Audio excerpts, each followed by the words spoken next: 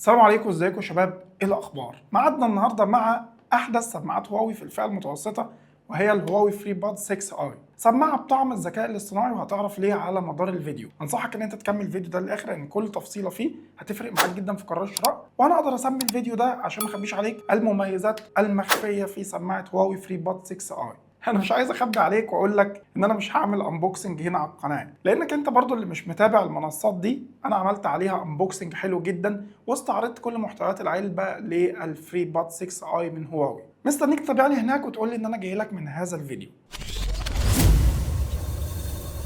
اول حاجه هنلاحظها في الفري باد 6 اي هي تصميم السماعه البيضاوي مع اللون الابيض، ومتوفر منها اللون الاسود. حاجه في منتهى الخفه والانسيابيه، مريحه جدا في مسكه الايد، بتحطها في جيبك ما بتحسش بيها.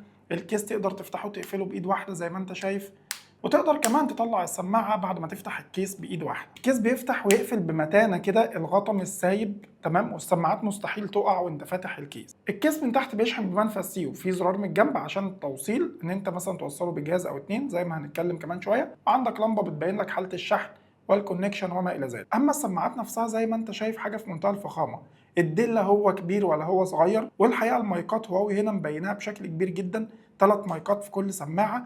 والسماعه جايه مقاومه للماء والغبار بمعيار اي بي 54. اللون زي ما انت شايف جاي ابيض، والاير تيبس جاي رصاصي شويه عشان تميزها. كلمه هواوي كمان مكتوبه على ديل السماعه، ومن حيث الشكل والشياكه في الودان فهي في منتهى الشياكه الحقيقه. السماعه ثباتها في الودان عالي جدا، يعني لو عملنا اختبار السقوط بالشكل ده مستحيل تقع، وخاصه وانت مختار الاير تيبس المناسبه لودانك، وده بتختاره عن طريق الذكاء الاصطناعي من تطبيق اي اي لايف. هكلمك عن التطبيق بالتفصيل، بس انت بتفتح التطبيق عادي، وفي اوبشن فيه بيساعدك ان انت تختار الاير تيبس المناسبه لودانك عن طريق الذكاء الاصطناعي. وانا تعمدت ان انا البس واحده مظبوطه وواحده مش مظبوطه، طلع فعلا ان اليمين مظبوطه والشمال قال لي يا ريت تغيرها بالمقاس المناسب لودانك. ده هيفيد في ايه؟ ان انا اختار الاير تيبس المناسبه لوداني، هتستمتع بتجربه صوت ممتازه وتجربه عزل مثاليه. من المميز في الفري باد 6 اي انها بتدعم التحكم عن طريق اللمس او السوايبس، مثلا 3 ضغطات تقلب بين المقاطع، ضغطتين توقف تشغل او تبدا او تنهي مكالمه، ولو ضغطت لونج بريس هتقدر تتحكم في وضع عزل الضوضاء، ولو جالك تليفون تقدر برضو عن طريق اللونج بريس ان انت تكنسل المكالمه. وطبعا السوايبس هنا سواء لتحت او لفوق تقدر تساعدك ان انت توطي او تعلي الصوت زي ما انت عايز، وتقدر تتحكم في كل الايماءات دي من خلال تطبيق اي اي لايف، ان انت تديها تخصيصات تانية خالص غير الديفولت بتاعتها. انا مش بعرف اتكلم عن الصوت والمايكات الا لما اتكلم عن التوصيل، لان انت اول حاجه بتعملها تتفرج على السماعه،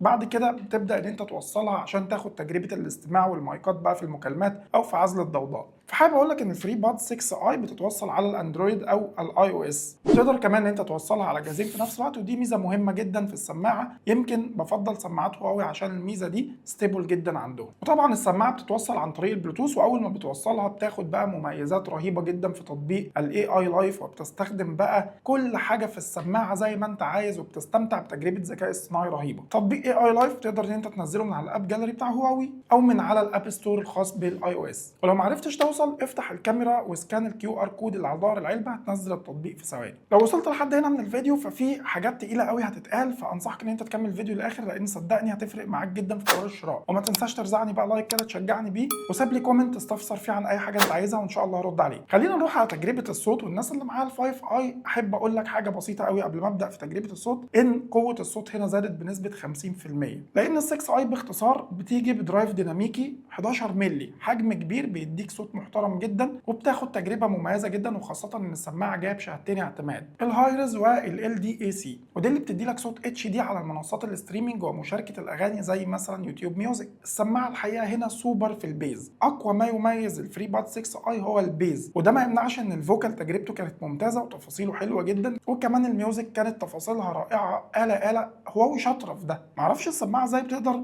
تفصل كل حاجه كده بطريقه رهيبه جدا، انت نفسك تحب ان انت تستخدمها وما تعرفش تستخدم غيرها. بالاضافه كمان ان انت عندك ميزه رهيبه جدا في تطبيق اي اي لايف زي ما قلت لك، ان انت بتقدر تتحكم في كل حاجه، تقدر تاخد نمط الصوت اللي يعجبك، سواء انت مثلا من محبين البيز فهتروح على البيز بوست، او بتحب الصوت الرفيع فهتروح على التريبل بوست، او انت بتسمع مثلا فوكال هتروح على الفويسز، او ان انت تكستمايز بقى الصوت اللي يعجبك وتسيفه بالايكولايزر اللي يعجبك. كونكشن رهيب وحلو، والصوت بيكون ماشي مع الصوره بدون اي مشاكل. في كمان ميزه مهمه جدا وهي الاير ديتكشن، ان انت مثلا لو قلعت السماعه بيوقف المقطع اللي انت بتسمعه، لو لبستها بيرجع يشغله تاني. كمان الصوت في الالعاب ماشي كويس جدا، الصوت ماشي مع الصوره ومفيش اي مشكله، لا تاخير ولا اي حاجه اقدر اقول لك انها عيب. والحقيقه لما فتحت الاي اي لايف لقيت حاجه اسمها الساوند كواليتي، وده استفزني ان انا افتح واشوف فيه ايه. قال لك اول حاجه انت على الوضع البالانس، يعني التوازن، اللي هو بيديك صوت حلو جدا وممتاز جدا وفي نفس الوقت مفيش اي تاخير في اي حاجه، وفي شفافيه. تقول لك والله انت لو عايز ترفع الكواليتي اكتر من كده ده هيستهلك شويه من البطاريه، او ميبي يحصل تاخير، او ربما يحصل تاخير. فهنا السماعه بريميوم في كل حاجه، من خامات التصنيع لحد السوفت وير بتاعها. تعال نروح على المايكات وتجربه المكالمات والعزل. الحقيقه هقول لك خبر حلو عشان انت والله انا بحبك وانت مروق عليا بلايكات وكومنتات ومتابعني على كل، فليه لا؟ ما لازم اروق عليك. غير ان السماعه فيها 6 مايكات بحالهم، 3 في كل سماعه، الا انها بتيجي بخاصيه الاي ان سي 3. اكيد فاكر لو كنت شفت فيديو الفري بادز برو 3 من هواوي اللي هسيبه لك في الاي دي او دي، انا اتكلمت عن الميزه دي، وكانت السماعه وقتها نازله بحوالي 10500 او 11500. هذه الميزه الغاليه اللي في سماعات الفلاج شيب من هواوي موجوده في الفري باد 6 اي في فئتها السعريه المتوسطه. بص يا صاحبي هقول لك برضو على حاجه عشان تبقى حاططها في اعتبارك. ال6 اي لو لبستها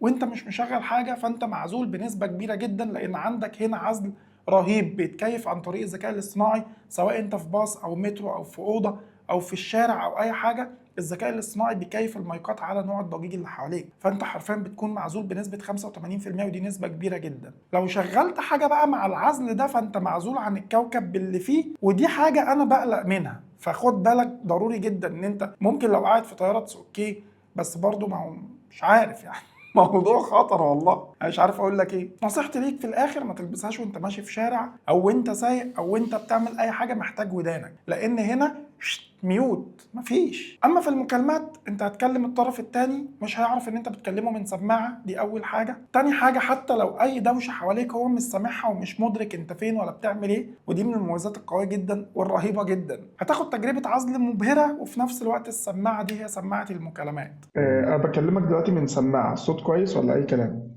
كويس. يعني انت حاسس ان انا بكلمك اصلا من سماعه؟ الصوت كويس بس في صدى كده شوية. او الصدى ده عشان انا قاعد في مكان مفتوح. طب انا دلوقتي هروح لمكان دوشه وقول لي سامع ايه، ماشي؟ طب كواليتي الصوت اختلفت سواء انا في مكان هادي او في مكان زحمه؟ الصدى قل شوية عن الأول. لكن الدنيا ماشيه تمام صح؟ مم. شكرا. كل الجمدان اللي انا حكيته لك ده لازم يكمل ببطاريه ونظام شحن محترم. بطاريه الكيس بتيجي 510 ملي امبير، الكيس ده بشحنه واحده بيصمد معاك 35 ساعه تشغيل. اما السماعه الواحده فبتيجي 55 ملي امبير، وكل سماعه تقدر توصل معاك ل 8 ساعات استخدام متواصل، على حسب انت مفعل اي ان سي او لا، وعلى حسب انت بتستخدم انهي وضع في الصوت، لان كل حاجه وبتستهلك من بطاريه السماعه. فري باد 6 اي بتشحنها 10 دقائق تاخد منها 4 ساعات متواصلين استماع، فميزه رهيبه جدا وبتنجزك. فري باد 6 اي بتشحن عن طريق سلك وما بتدعمش شحن اللاسلكي، وكنت اتمنى الحقيقه اشوف هذا التطور في الفري باد 6 اي. يلا تتعوض ان شاء الله في ال7 اي، ولكن كمجمل في تطور رهيب على مستوى الصوت والعزل والكونكشن، وكل حاجه ماشيه ستيبل جدا. انصحك بالسماعه دي جدا لو انت بتدور على سماعه تشتريها في فئتها السعريه. سيب لك السعر في اول كومنت، وانت برضو اكتب لي رايك وقول لي حابب تقارنها بمين من المنافسين. سيبكم في حفظ الله ورعايته، وهل لقاء باذن الله تعالى في فيديوهات كتير. سلام.